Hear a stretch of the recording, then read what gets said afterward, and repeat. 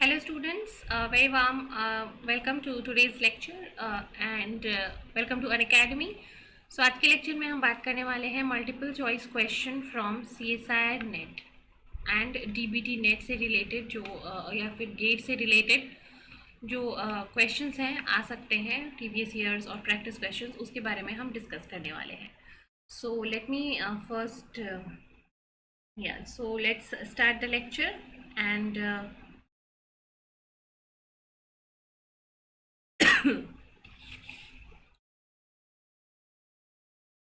Lecture को start करने से पहले let me tell you few important things related to Unacademy, why you should join Unacademy. सबसे पहले हम इसकी बात करेंगे. तो अनअकैडमी के बेनिफिट्स के बारे में हम सबसे पहले बात करेंगे. तो अनअकैडमी का प्लस सब्सक्रिप्शन और आइकनिक सब्सक्रिप्शन आपको बहुत सारे बेनिफिट्स देता है. जैसे कि अगर आप अनअकैडमी प्लस से आप ज्वाइन करते हो प्लस को, तो अनअकैडमी का प्लस आपको देता है live classes, test series, unlimited practice session and well structured courses. ये 4 एडवांटेज आपको मिलते हैं अनअकैडमी के प्लस सब्सक्रिप्शन से. इसके अलावा अगर आप अनअकैडमी आइकनिक से जुड़ते हो तो अनअकैडमी का आइकनिक सब्सक्रिप्शन आपको देता है personal guidance, study planner, study material, expert guidelines और टेस्ट एनालिसिस. तो ये 4 बेनिफिट्स आपको मिलते हैं अनअकैडमी के आइकनिक सब्सक्रिप्शन से, जो कि प्लस के साथ साथ ये भी मिलते हैं. तो अगर आप आइकनिक सब्सक्रिप्शन ले रहे हो तो आपको मेंटरशिप, स्टडी मटेरियल, गाइडेंस भी मिलेगा, साथ में साथ आपको सारी की सारी जो क्लासेस हैं वो तो मिलेंगी ही. ठीक है, तो यहाँ पे आपको डबल बेनिफिट दे रहा है अनअकैडमी का आइकनिक सब्सक्रिप्शन. ठीक है. तो अगर आप आइकनिक सब्सक्रिप्शन या प्लस सब्सक्रिप्शन से जुड़ना चाहते हो तो उसके लिए आपको क्या करना होगा. उसके लिए आपको अनअकैडमी का लर्निंग ऐप सबसे पहले डाउनलोड करना होता है. ये ऐप आपको मिलेगा प्ले स्टोर पे. ठीक है, प्ले स्टोर से आप इस ऐप को डाउनलोड कर सकते हो. ठीक है, ये वहाँ पे अवेलेबल है फ्री में. इसको इंस्टॉल करना होगा आपको. इंस्टॉल करने के बाद आपको यहाँ पे सेलेक्ट करना होता है what are you preparing for.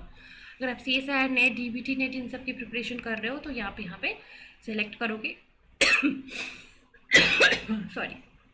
उसके बाद अगर आप फ्री लाइव क्लासेस देखना चाहते हो तो आप यहाँ पे सेलेक्ट करोगे फ्री लाइव क्लासेस. ठीक है, और फिर आप यहाँ पे फ्री लाइव क्लासेस के थ्रू स्पेशल क्लासेस देख पाओगे, जो कि अनअकैडमी की फ्री क्लासेस होती हैं, जहाँ पे इंडिया के बेस्ट एजुकेटर्स आपको क्लासेस लेते हैं आपकी, लेकिन आप वो क्लासेस फ्री में देख सकते हो. आपको उसके लिए कुछ सब्सक्राइब करने की ज़रूरत नहीं है. इसके बाद आप प्लस सब्सक्रिप्शन ले सकते हो. प्लस सब्सक्रिप्शन, आइकनिक सब्सक्रिप्शन लेने का यही फ़ायदा है कि वहाँ पे आपका कंप्लीट कोर्स पूरा कराया जाएगा. ठीक है, तो प्लस पे क्लिक करके देन गेट सब्सक्रिप्शन. उसके बाद आपको यहाँ से अपना प्लान सेलेक्ट करना है. प्लान सेलेक्ट कर लोगे, मान लो आपने 12 मंथ्स का प्लान सेलेक्ट किया, तो इसमें आपको ध्यान रखना है कि आपको रेफरल कोड एंटर करने की एक जगह आती है, और वो अगर आप नहीं करोगे तो आपको 10% ऑफ नहीं मिलेगा. ठीक है, तो ध्यान रखना यहाँ पे वो रेफरल कोड आपको ज़रूर एंटर करना हो. ठीक है, इसके बाद आप पेमेंट कर दोगे. रेफरल कोड एंटर करना बिल्कुल मत भूलिएगा, क्योंकि ये एंटर नहीं करोगे तो फिर आपका सब्सक्रिप्शन जो है वो विदाउट 10% ऑफ ही हो जाएगा. इसके बाद पेमेंट कर दो और फिर आप प्लस स्टूडेंट बन जाओगे.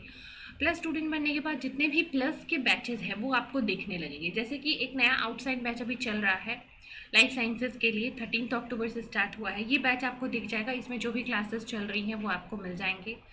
फिर और भी बहुत सारे अलग अलग स्ट्रीम्स के, जैसे कि complete batch course on Hindi and paper 1, ये 27 अक्टूबर से स्टार्ट हो रहा है. Another outside batch for management and paper 1, ये भी 27 अक्टूबर से स्टार्ट हो चुका है. Then another batch for mathematical sciences CSIR UGC NET, ये भी 27 अक्टूबर से स्टार्ट हुआ है. सो बहुत सारे नए बैचेस आपके लिए लॉन्च हो रहे हैं continuously, so you can join all these batches. And अगर आप अभी 25 से 31 सितंबर तक सब्सक्रिप्शन लेने वाले हो तो 6 मंथ के सब्सक्रिप्शन के साथ आपको 1 मंथ का सब्सक्रिप्शन यहाँ फ्री में मिल रहा है, और 24 मंथ्स के साथ 3 मंथ का सब्सक्रिप्शन फ्री में मिल रहा है. ये ऑफर अभी आप सबके लिए चल रही है. तो जो बच्चे भी इंटरेस्टेड है सब्सक्रिप्शन के लिए, आप अभी सब्सक्रिप्शन लेकर अपनी एग्जामिनेशन की जो प्रिपरेशन है वो स्टार्ट कर सकते हो, और भी अच्छे तरीके से. ठीक है, तो अब हम स्टार्ट करेंगे अपना क्वेश्चंस जो है. ठीक है, स्टार्ट करें ऑल ऑफ यू.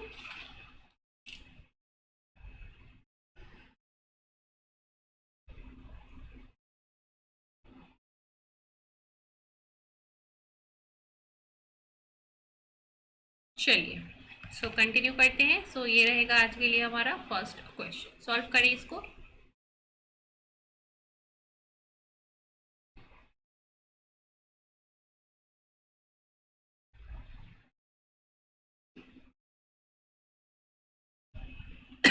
चलिए, which of the following amino acid has the highest probability to be found on the surface of a typical globular protein? एक टिपिकल ग्लोबुलर प्रोटीन के सरफेस पे किस अमाइनो एसिड के होने के chances हैं? ठीक है, टिपिकल ग्लोबुलर प्रोटीन मतलब मान लो ये एक ग्लोबुलर प्रोटीन है, ठीक है। अभी यहाँ पे कुछ अमाइनो एसिड है अंदर, ये सारे अमाइनो एसिड है, कुछ अमाइनो एसिड यहाँ पे है। तो इस ग्लोबुलर प्रोटीन में जो ये सारे सरफेस के अमाइनो एसिड हैं, ये किस कैटेगरी के हो सकते हैं? सरफेस के अमाइनो एसिड किस कैटेगरी के हो सकते हैं?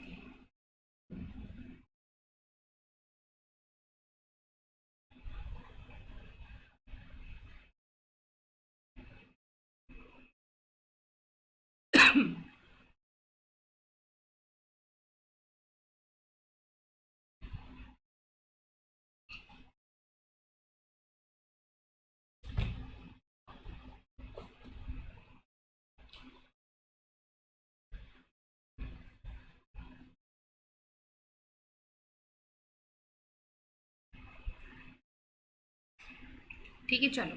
सो सरफेस के ऊपर जो अमाइनो एसिड होते हैं उनकी फर्स्ट प्रॉपर्टी क्या होती है कि वो पोलर होते हैं। ठीक है, वो पोलर होंगे, उनके पास चार्ज ग्रुप होगा, वो पोलर होंगे, वो चार्ज्ड होंगे। ठीक है,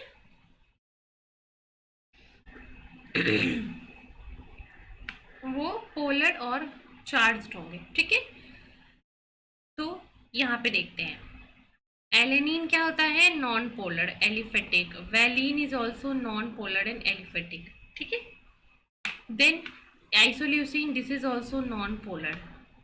ठीक है, then comes the arginine. Arginine जो है ये क्या होता है? This is a positively charged amino acid. Arginine एक पॉजिटिवली चार्ज अमाइनो एसिड है जो कि कहाँ रहेगा? सरफेस पे। ठीक है, arginine is a basic positively charged amino acid जो कि प्रोटीन के सरफेस पे रहेगा, बिकॉज वो क्या है? चार्ज्ड है, पोलर है, तो वो प्रोटीन के एक्वस इन्वायरमेंट के साथ इंटरेक्ट करके उसको स्टेबिलिटी प्रोवाइड करेगा। ठीक है, तो जितने भी चार्ज्ड पोलर अमाइनो एसिड्स होते हैं वो सारे के सारे सरफेस पे ही रहते हैं। ठीक है, जैसे कि आपका हो गया स्पार्टिक acid, glutamic acid, arginine, lysine, histidine. ठीक है, ये सारे हो गए चार्ज्ड अमाइनो एसिड। पोलर में हो गया आपका थ्रियोनिन, ठीक है, सेरीन, ये सारे भी कहाँ होते हैं? सरफेस पे होते हैं, बिकॉज दे आर पोलर। तो इस तरीके से आप याद रख सकते हो कि कौन से अमाइनो एसिड सरफेस पे होंगे और कौन से अमाइनो एसिड आपके कोर में होंगे। कोर में कौन से होंगे? एलेनिन, वैलिन, आइसोल्यूसिन, जो हाइड्रोफोबिक होते हैं। ठीक है, चलो नेक्स्ट क्वेश्चन पे पढ़ेंगे। ये रहेगा अगला सवाल, विच of the following is not a product of denitrification in Pseudomonas? ठीक है, इसमें से कौन सा?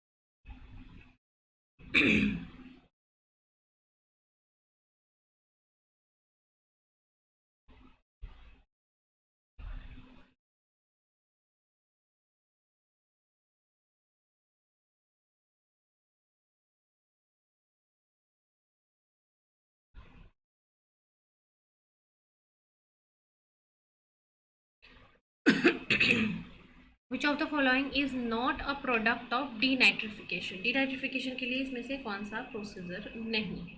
ठीक है,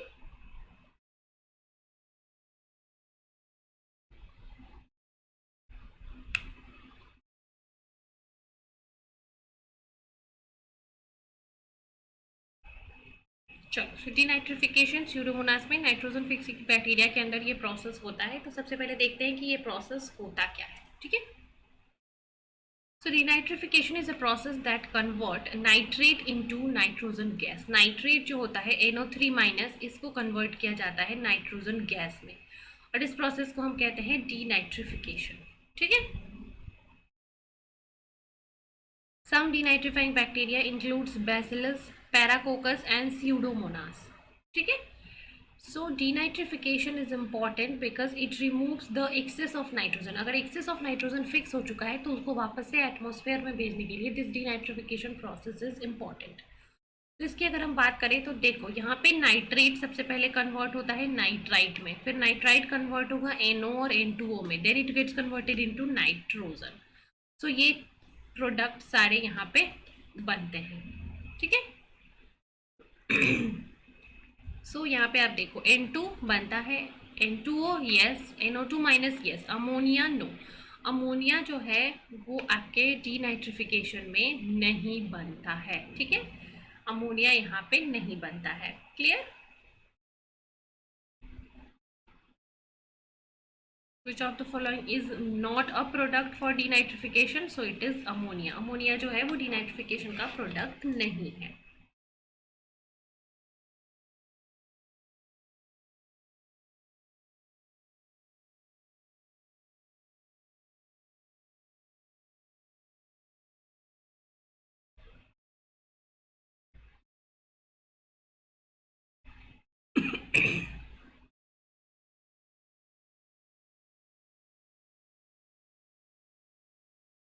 ठीक है. सो ये हो गया आपका डीनाइट्रिफिकेशन, जहाँ पे क्या प्रोडक्ट बनता है, अमोनिया. सो ये सारे स्टेप्स हैं, रिमेंबर दिस. ये सारे स्टेप्स को अगर आप ध्यान रखोगे कि नाइट्राइट सबसे पहले नाइट्राइट में कन्वर्ट होगा, then NO, then N2O, then nitrogen. ठीक है. क्लियर. चलिए आगे बढ़ते हैं फिर अगले सवाल पे. Which of the following is incorrect about apoptotic cell. Apoptotic cell के बारे में कौन सा स्टेटमेंट इनकरेक्ट है. ठीक है.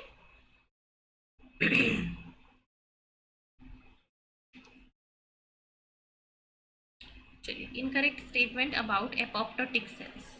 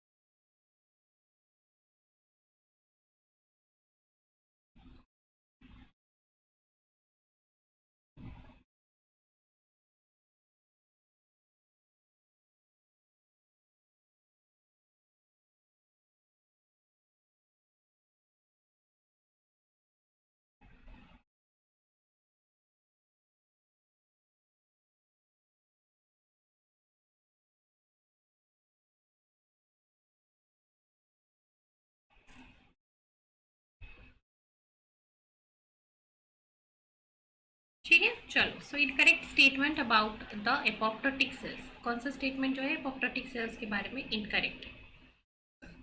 Phosphatidyl is present on the outer surface. ये बिल्कुल सही है. जब कोई सेल एपोप्टोटिक करता है तो नॉर्मल सेल के अंदर फॉस्फेटिडाइल जो है वो इनर लीफलेट में प्रेजेंट होता है. ठीक है. लेकिन जब ये सेल एपोप्टोसिस करता है तो ये फॉस्फेटिडाइल जंप करके आ जाता है आउटर लीफलेट के अंदर. ठीक है. So phosphatidyl is present on the outer surface. This is true. Cytochrome C is release from the mitochondria. This is also true. जब कोई सेल एपोप्टोसिस करता है तो उसका माइटोकॉन्ड्रिया मेम्ब्रेन की जो परमिएबिलिटी है वो चेंज हो जाती है, और इस परमिएबिलिटी चेंज होने के कारण मॉलिक्यूल्स लाइक साइटोक्रोम C जो है माइटोकॉन्ड्रिया को छोड़ के साइटोप्लाज्म में बाहर आ जाते हैं. So this statement is also true. ठीक है. माइटोकॉन्ड्रिया का ये स्टेटमेंट भी सही है. Next is mitochondria membrane potential does not change, ये बिल्कुल गलत है। माइटोकॉन्ड्रिया का मेम्ब्रेन पोटेंशियल तो चेंज होता है, और पोटेंशियल चेंज होने के कारण ही माइटोकॉन्ड्रिया जो है वो परमिएबल हो जाता है साइटोक्रोम सी के लिए। सो माइटोकॉन्ड्रिया की जो परमिएबिलिटी है वो चेंज हो जाती है, इसलिए this statement is incorrect here. Okay, ये स्टेटमेंट यहाँ पे इनकरेक्ट है, ठीक है। Annexin 5 bind to the cell surface, ये भी सही है, ठीक है। एनेक्सिन 5 जो है वो फॉस्फोटिडाइल सेरीन से बाइंड करता है क्योंकि वो आउटर सेल सरफेस पे होता है। So I hope all these statements are clear to everyone.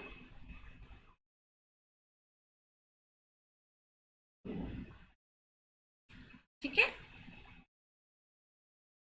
Which of the following is incorrect about a typical apoptotic cell? So it is option number C.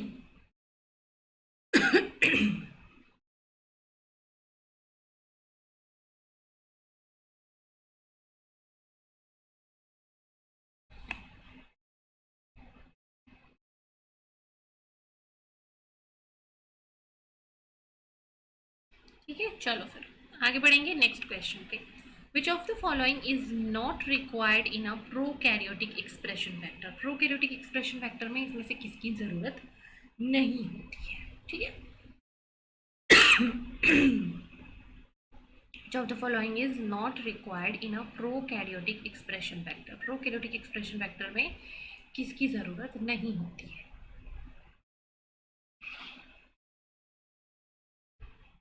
So select करें इसको, फिर हम बात करेंगे।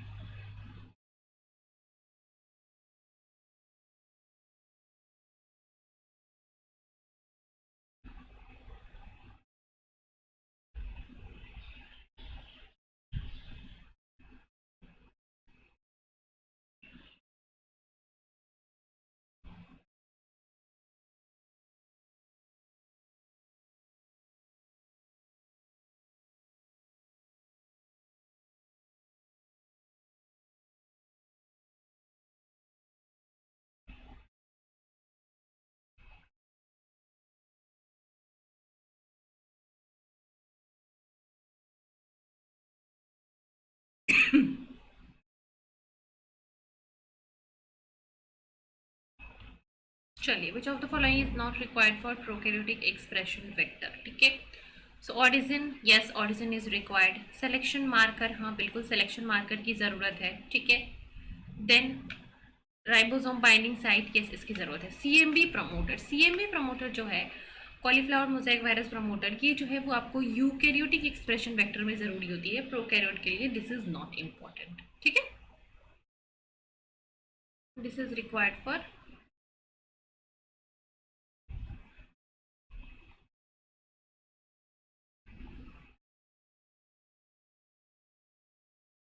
Eukaryotic expression vector, ठीक है। चलो अगले सवाल पे बढ़ते हैं। Next question, production of monoclonal antibody by hybridoma technology requires.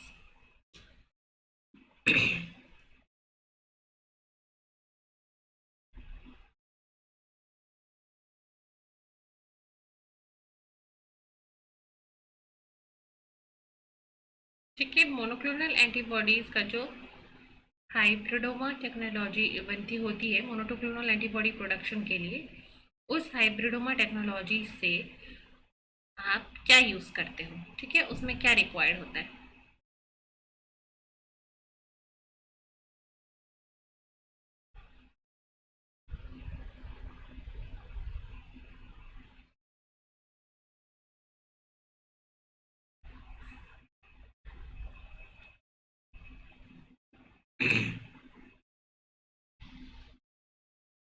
ठीक है, so production of monoclonal antibodies by hybridoma technology requires. Hybridoma technology में क्या चाहिए होता है? तो देखो, हाइब्रिडोमा टेक्नोलॉजी के अंदर आपको चाहिए होता है हाइब्रिड सेल्स बनाना। हाइब्रिड सेल्स बनाने के लिए आपको बी सेल्स चाहिए होते हैं और आपको चाहिए होता है माइलोमा सेल्स, ठीक है, B cells and myeloma cells.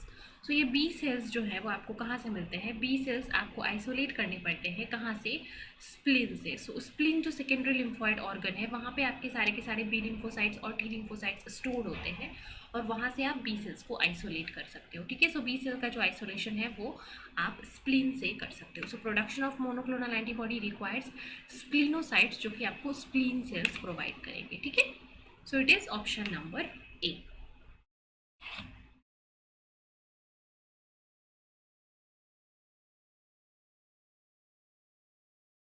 ठीक है,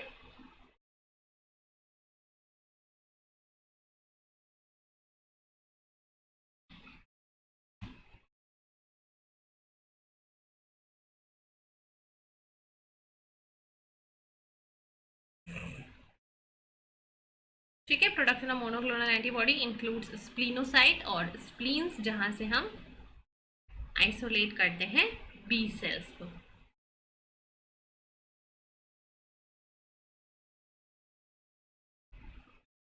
ठीक है,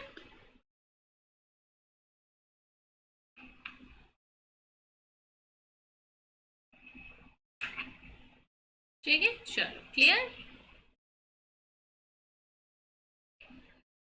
चलिए आगे बढ़ते हैं फिर अगले सवाल पे। So in DNA sequencing method, use of using chain termination method, the ratio of ddNTP to DNTP. तो इसके लिए सबसे पहले आपको जानना होगा कि चेन टर्मिनेशन मेथड क्या होता है, उसके बाद फिर हम क्या करेंगे, इसको आगे देखेंगे। तो पहले आप इसको सॉल्व कीजिए, आंसर बताइए कमेंट के अंदर, फिर हम इसको डिस्कस करेंगे।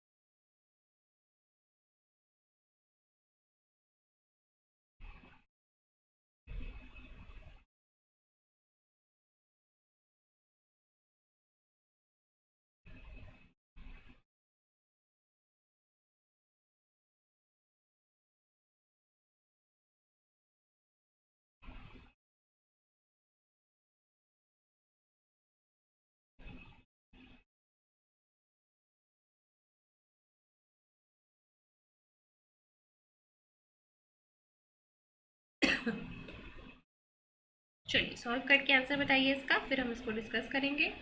इन डीएनए सीक्वेंसिंग रिएक्शन, जो chain termination method, the ratio of ddNTP to DNTP should be, इसका रेशियो क्या होना चाहिए? तो देखो, चेन टर्मिनेशन मेथड में क्या किया जाता है, specific type of nucleotide that is ddNTP use किया जाता है। इस न्यूक्लियोटाइड की क्या खासियत होती है कि ये जो आपका राइबोज शुगर है, राइबोज शुगर में सेकेंड पोजीशन, डीऑक्सीराइबोज शुगर के अंदर क्या होता है, सेकेंड पोजीशन पे एच होता है, और इसके थर्ड पोजीशन से भी ओ एच को हटा के एच कर दिया जाता है, ठीक है। So that's why it is dideoxy. पहले सेकेंड पोजीशन पे तो डीऑक्सी रहता ही है, लेकिन थर्ड पे भी डीऑक्सी हो जाता है, तो 2,3 डाई डीऑक्सी। इसका मतलब ये है कि जब ये न्यूक्लियोटाइड किसी ग्रोइंग पॉलीपेप्टाइड चेन में जाके अटैच होगा, तो इसके बाद कोई भी न्यूक्लियोटाइड नहीं आ पाएगा, क्योंकि it will not provide free 3' end to make the phosphodiester bond with the next nucleotide.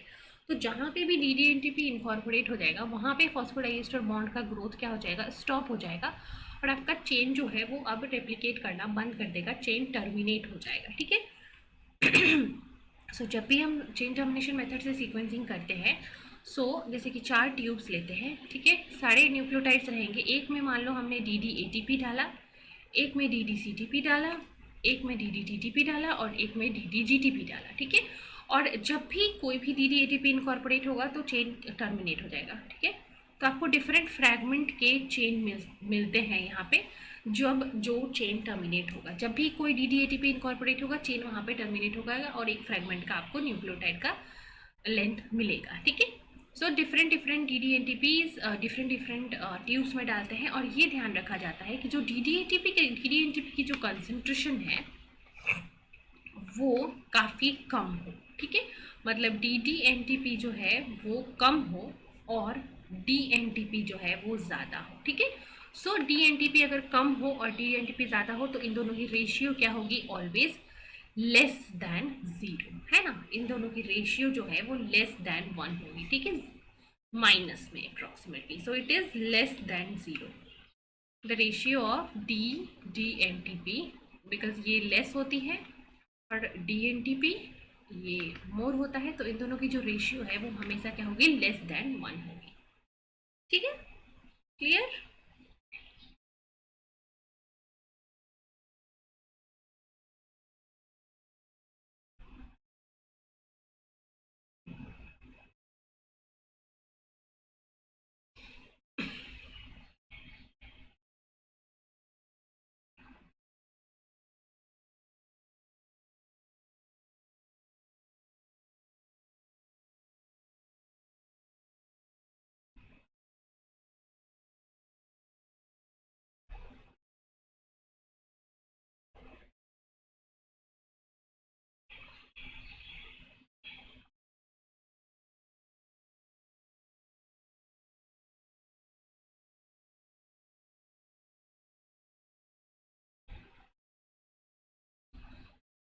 ठीक है, DNA sequencing method is a chain termination, so it is less than 1। चलो अगले सवाल पे पढ़ते हैं। Next,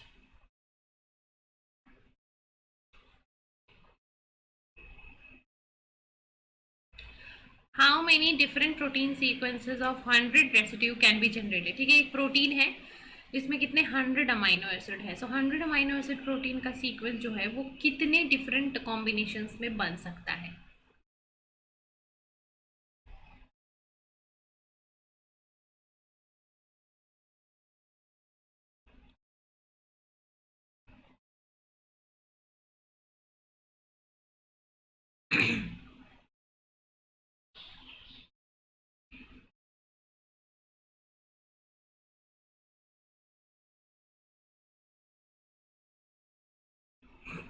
how many different sequences can be possible, so total 100 amino acid है और टोटल इनके ऑप्शंस कितने हैं, 20 अमाइनो एसिड ऑप्शंस हैं और टोटल आपको बनाने हैं 100 अमाइनो एसिड का रिंग। So what will be the total number of sequences और total number of different type of proteins that are possible. ठीक है, चलिए सॉल्व करें इसको।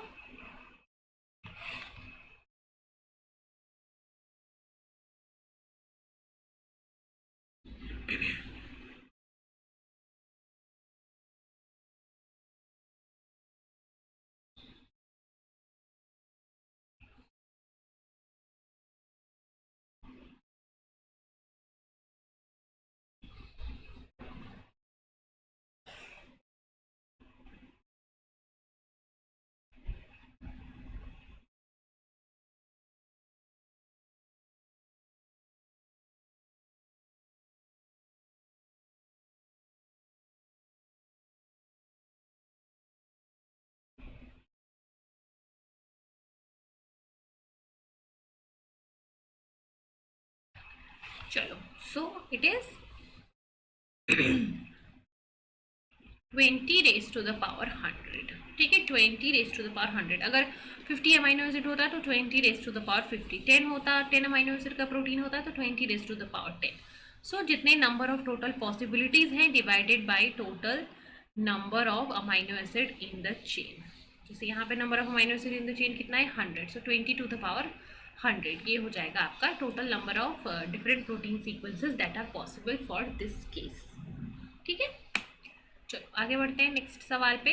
Yes, which of the following graph represent the uncompetitive inhibition. ठीक है, 3 तरीके के इनहिबिशन होते हैं, competitive, uncompetitive and non competitive. Competitive, uncompetitive and non competitive, तो इन तीनों का जो ग्राफ है वो बिल्कुल आपको क्या करना है, ध्यान रखना है, क्योंकि हर बार इस पे क्वेश्चंस तो आते ही हैं, तो क्यों ना हम इसको अच्छे से याद रखें ताकि कोई भी कंफ्यूजन, कोई भी दुविधा आपको ना रहे एग्जाम में।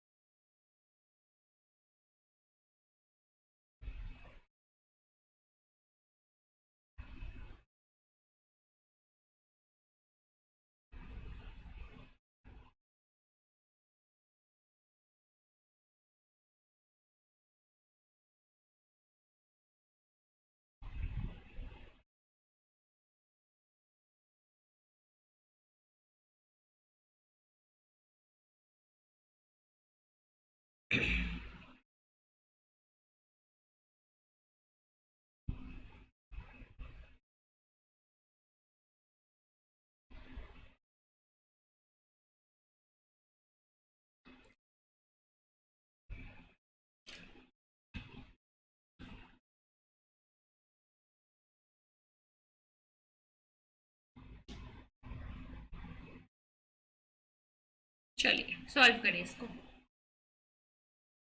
आ जाओ इसको देखते हैं। अनकॉम्पिटिटिव इनिबिशन का ग्राफ आपको चूज करना है। सो ये हो गया आपका ग्राफ नंबर सी। ठीक है। सो कॉम्पिटिटिव, अनकॉम्पिटिटिव और नॉन कॉम्पिटिटिव की बात करें। सो जो कॉम्पिटिटिव की ग्राफ होती है वो आपकी इंटरसेक्ट करती है वाई एक्सिस पे। This is the graph for competitive inhibition, जहाँ पे वी मैक्स की वैल्यू जो है वो सेम रहती है। ठीक है। के एम विल चेंज। ये है आपकी अनकॉम्पिटिटिव की ग्राफ, जहाँ पे एक्स एक्सिस में इंटरसेक्ट करती है, तो के एम की वैल्यू यहाँ पे सेम रहती है और वी मैक्स जो है वो डिफरेंट होता है। ठीक है। वी मैक्स जो है वो डिफरेंट होता है कहाँ पे, अनकॉम्पिटिटिव में। जो नॉन कॉम्पिटिटिव होती है वहाँ पे क्या होता है, दोनों ही अलग होता है, के एम भी और वी मैक्स भी। ठीक है। यहाँ पे के एम और वी मैक्स दोनों ही अलग अलग होता है। तो ये तीन ग्राफ्स आपको यहाँ पे ध्यान रखने होंगे। कॉम्पिटिटिव इनिबिटर का जो वाई एक्सिस पे इंटरसेक्ट करेगा, अनकॉम्पिटिटिव का जो कि एक्स एक्सिस पे इंटरसेक्ट करेगा, और नॉन कॉम्पिटिटिव का जो कि कहीं भी इंटरसेक्ट नहीं करता है। सो रिमेंबर, ये तीन ग्राफ्स आपको बिल्कुल अच्छे तरीके से ध्यान रखने हैं। ठीक है। कॉम्पिटिटिव का ग्राफ ये है, 1/b और 1/s के बीच में ये ग्राफ है, जहाँ पे आपका ये एक्स एक्सिस पे इंटरसेक्ट कर रहा है। Sorry, there is a slight confusion here. This is the uncompetitive one, this is the uncompetitive one, और ये है नॉन कॉम्पिटिटिव का। थोड़ा सा कंफ्यूजन हो गया। आंसर यहाँ पे ए होगा। ठीक है। सो अनकॉम्पिटिटिव की जो आपकी ग्राफ होती है वो पैरेलल होती है। अनकॉम्पिटिटिव में वी मैक्स और के एम दोनों चेंज होता है। ठीक है। तो इस क्वेश्चन का जो आंसर था वो ए होगा। और ये है कॉम्पिटिटिव, ये है नॉन कॉम्पिटिटिव। ठीक है। तो इससे आपको क्लियर होगा, कॉम्पिटिटिव के लिए आपका ग्राफ जो है वो वाई एक्सिस पे इंटरसेक्ट करता है। अनकॉम्पिटिटिव के लिए it will not intersect because both are different, और नॉन कॉम्पिटिटिव के लिए it will intersect in the x axis because K M is same यहाँ पे। So remember this also. चलो अगला सवाल देखते हैं। पीसीआर से रिलेटेड है ये क्वेश्चन।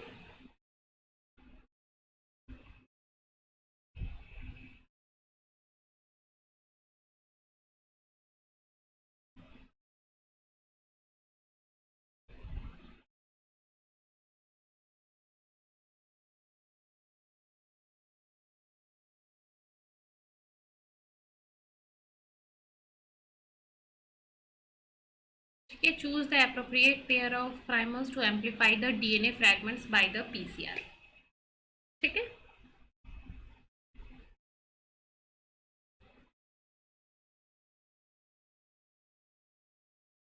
तो ये 5:3 का एक फ्रैगमेंट है, ये 5:3 का दूसरा फ्रैगमेंट है।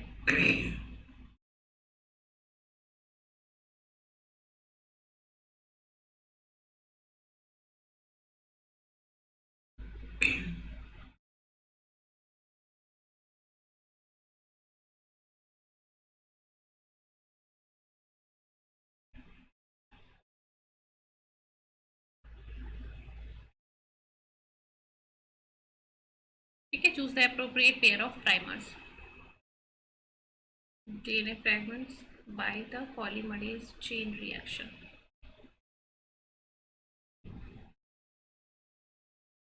चलो, सो प्राइमर्स जो है फर्स्ट ऑफ ऑल कहाँ पे बाइंड करती है, primers will always bind at the 3' and. हमेशा 3' एंड ऑफ टेम्पलेट से प्राइमर बाइंड करता है। ठीक है। हमेशा 3' एंड ऑफ टेम्पलेट से प्राइमर बाइंड करता है।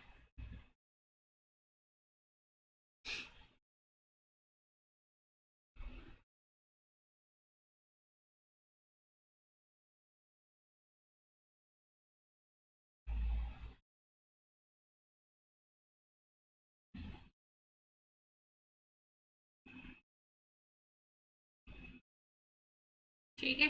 चलो,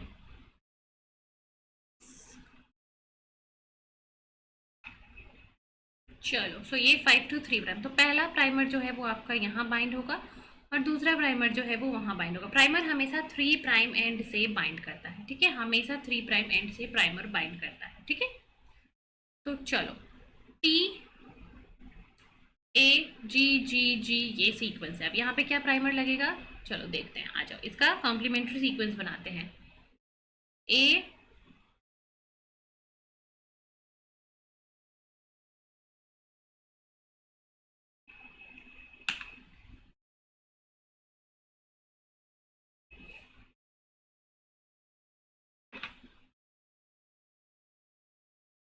ठीक है, सो यहाँ पे हमारा सबसे पहला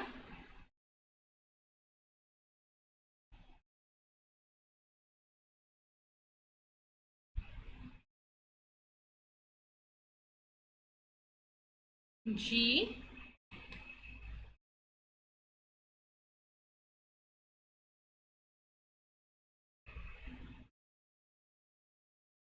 ठीक है। तो चलो यहाँ से आपका एक प्राइमर अटैच होगा यहाँ पे, सी की जगह जी, A C C T, ji A C C T कौन से ऑप्शन में है, G A C C T option number P. So P एक प्राइमर हो गया। दूसरा प्राइमर आपका यहाँ पे लगेगा, टी के लिए हो गया A T C C C, A T C सी सी कौन सा है, S. So P and S जो है वो करेक्ट पेयर ऑफ प्राइमर्स है फॉर दिस पर्टिकुलर केस। ठीक है, P and S are the correct pair of primer, so it is option number B. ठीक है, चलिए। सो प्राइमर हमेशा कहाँ बाइंड करेगा वो चीज़ आपको ध्यान रखनी है। प्राइमर हमेशा अपने 3 प्राइम एंड पे ही बाइंड करता है। अगर ये आपका डीएनए स्ट्रैंड है, ये 5 प्राइम एंड है, ये 3 प्राइम एंड है, ये 5 प्राइम एंड है, ये 3 प्राइम एंड है, सो एक प्राइमर यहाँ बाइंड करेगा, दूसरा प्राइमर यहाँ बाइंड करेगा। प्राइमर हमेशा 3 प्राइम एंड पे ही बाइंड करता है। ठीक है, तो चलिए आज के सेशन को हम यहीं पे एंड करेंगे। आई होप कि आज के क्वेश्चंस आप सबको क्लियर होंगे। एंड अगर किसी को कुछ भी डाउट रह जाता है आज के क्वेश्चंस में जो मैं आपका नहीं क्लियर कर पाई हूँ, तो आप नीचे कमेंट सेक्शन में मुझे लिख के बता सकते हो। ठीक है, नीचे कमेंट में मेंशन कर देना अपने डाउट को without any hesitation. So that's all for today's class, and we will be meeting tomorrow for our next session. Thank you so much and take care.